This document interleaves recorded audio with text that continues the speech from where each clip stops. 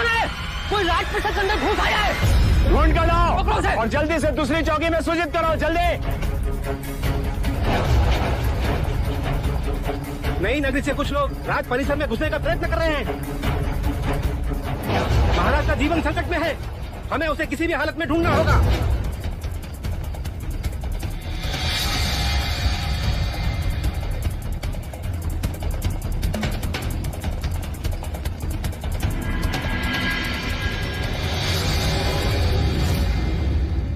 महाराज, नगरकोट की भित्ति फांदकर कोई शत्रु घुस आया है। वो शत्रु नहीं, आप ही की प्रजा है महाराज।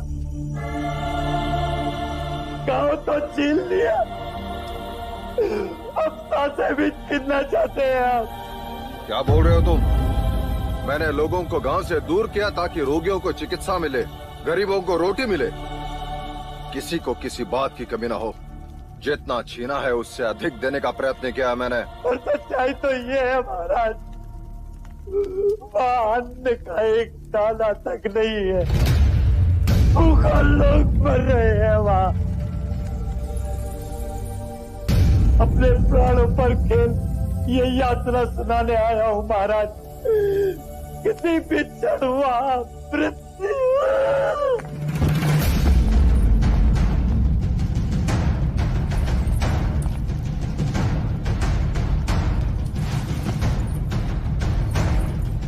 क्या हुआ इसे?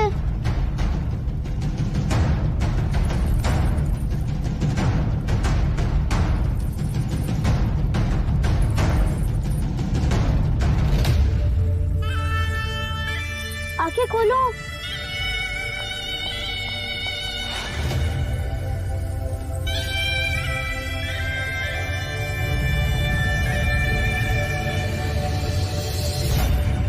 ये उठ क्यों नहीं रहा है?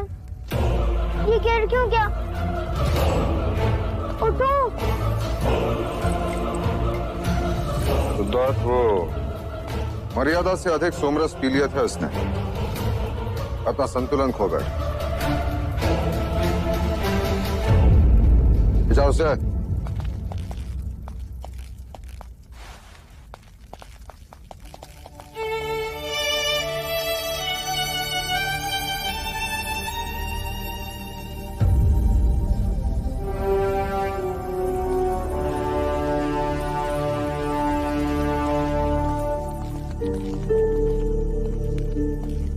माँ, ये सोमरस क्या होता है?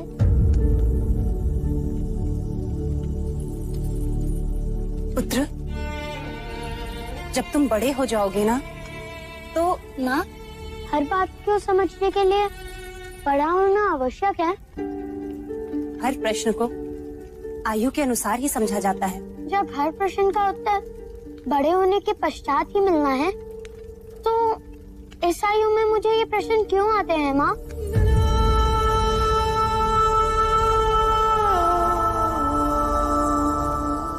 महामंत्री, इस माही की बात पर तुम्हें कितना विश्वास है? महाराज, माही का वचन और उसकी तलवार कपिलवस्तु के लिए हमेशा से निष्ठावान रहे। यदि आज वो रोगी नहीं होता तो हमारी सेना का नेतृत्व कर रहा होता। द्रोणोदन। जी जी भाई महाराज। नई नगरी में अनाज पहुंचाने का दायित्व किसका? वैश्य गौरी गजानन का महाराज। ये वही वैश्य है जो उस दिन न्याय सभा में असत्य बोलते पकड़ा गया था? जी महाराज। कल उसे न्याय सभा में प्रस्तुत किया जाए। जो आज्ञा महाराज।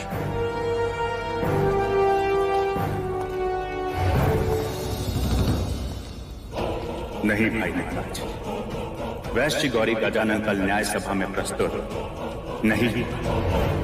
मुझे तो लगता है गौरी, जैसे ही तुम न्याय सभा पहुंचोगे बंदी बना लिए जाओगे। लेकिन क्यों? मुझे क्यों बंदी बनाएंगे?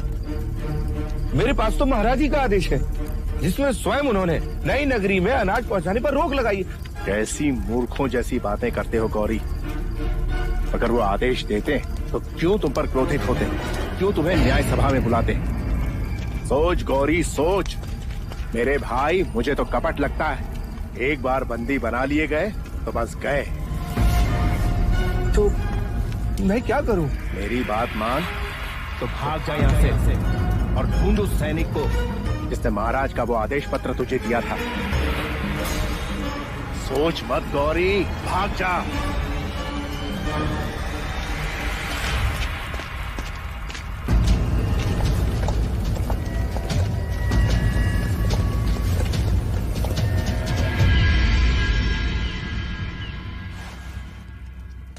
क्या वैश्य गौरी गजानन उपस्थित हैं?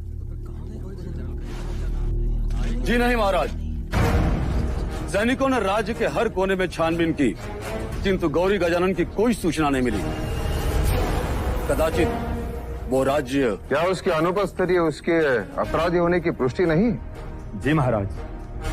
इसके लिए शाक्य न्याय में क्या प्रावधान है? जब तक गौरी नहीं मिलता महाराज, तब तक इस विषय को स्थगित कर दें। ऐसे कैसे स्थगित कर दे अमात्य? ये राजद्रोह का प्रश्न है, महाराज की आज्ञा का उल्लंघन है। न्याय तो होना ही चाहिए।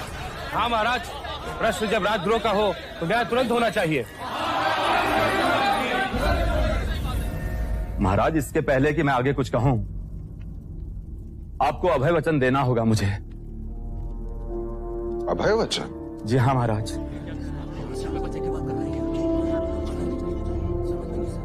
मैं तुम्हें अभय वचन देता हूं अमात्य। महाराज, नई नगरी में अन्न पहुंचाना राज्य का उत्तरदायित्व था और इस कार्य के लिए गौरी को नियुक्त किया था। वो असफल रहा और कोई नहीं जानता कि इस समय वो कहाँ है। पहले भी गौरी इस न्याय सभा में अपराधी सिद्ध हो चुका है। न्याय सभा ये बात जानती है अमात्य। तो महाराज, अब उसके अपराध का उत्तरदायित्व उसी का बनता है जिसने गौरी का उत्तरदायित्व लिया है। क्षमा करें महाराज, पर न्याय शास्त्र यही कहता है।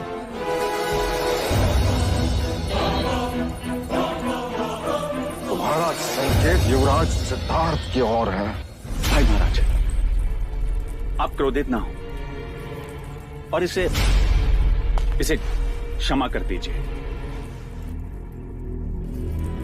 भाई महाराज, कदाचित अमात्य ठीक कह रहा है। हमें इस न्याय को स्थगित कर देना चाहिए।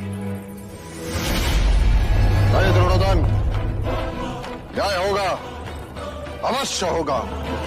परंतु भाई महाराज, युवराज सिद्धार्थ तो बालक हैं। वो कैसे गौरी के अपराध के उत्तरदायी हुए? उत्तरदायित्व लेने वाले को कल दंड गृह में प्रस्तुत किया जाए। न्याय वही होगा।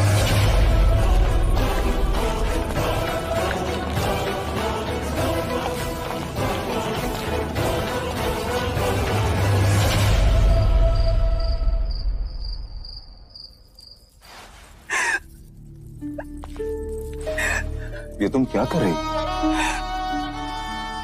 सिद्धार्थ पे दया कीजिए थे, मुझे दंडित कीजिए। मैं कोड़े खाने को तैयार हूं, किंतु सिद्धार्थ को दंड गृह मत ले जाइए। जब न्याय सभा ले जाने से नहीं रोका, दंड गृह ले जाने से क्यों? फिर क्या ये उचित है भैया कि इतनी कम उम्र में वो दंड गृह देखे? आप तो चाहते थे कि सिद्धार्थ पर दुख की छाया भी ना पड़े। जब नई नगरी के निर्माण के लिए आप प्रजा के प्रति निष्ठुर हुए, तो मैं आपके पुत्र स्नेह को समझ सकती थी, किंतु आज आप अपने उसी पुत्र के प्रति निष्ठुर हो गए।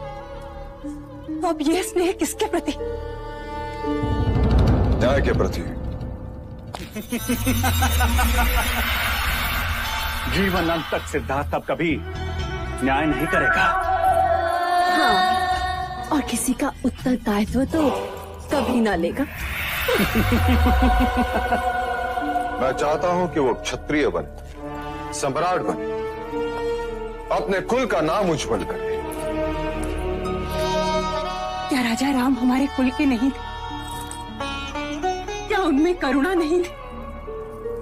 क्या वह प्रजा वत्सल नहीं थे? क्या वह किसी सम्राट से कम थे? क्या वह क्षत्रिय नहीं थे? राम राज्य से बढ़कर और कोई उदाहरण है क्या देव? मैं पिता के साथ साथ एक राजा भी हूं।